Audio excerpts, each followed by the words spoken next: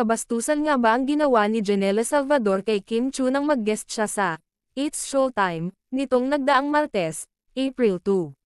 Maraming nang nega at bumatikos kay Janela dahil feeling nila, ipinahiya nito si Kim sa harap ng madlang people and on national TV.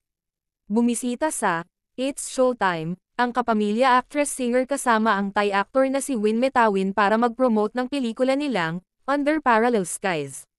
Sa isang bahagi ng programa, nabanggit ni Janela ang kanyang concert at single na Headtone, kaya naman hiningan siya ni Kim ng pasample. Sample naman Janela sa bago mong request ni Kim. Pero hindi pa nga niya natatapos ang kanyang sasabihin ay humindi na si Janela. Medyo pause ako today, kayo na lang. Next time, promise, aniya pa. Wala nang pumilit pa sa aktres at singer mula sa iba pang hosts ng noontime show ng ABS-CBN. Kasunod nito, tila inasar naman ni Vice ganda si Janela dahil sa ginawa nitong panunokso sa segment nilang, Especially for You. Ayaw din kasing magbigay ng pasample ang isa sa mga sirchi ng segment kaya naman nagdialog si Vice ng, medyo pause siya ngayon, kayo na lang.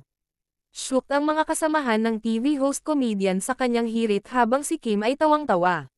Naging hot topic agad ito sa social media at karamihan sa mga nabasa naming comments ay nagsabing ipinahiya ni Janela si Kim.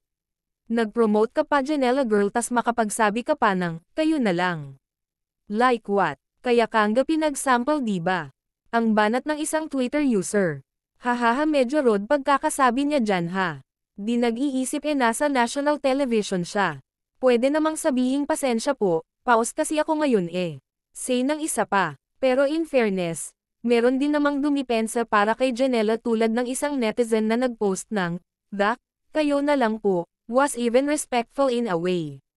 Di ba ganyan ang Pinoy humor with the memes and side comments? Biglang naging disrespectful and maldita nung ginawa ni Janela. This is a humor culture that Vice, Showtime created. Funny how their fans are being offended only now, dugtong niya.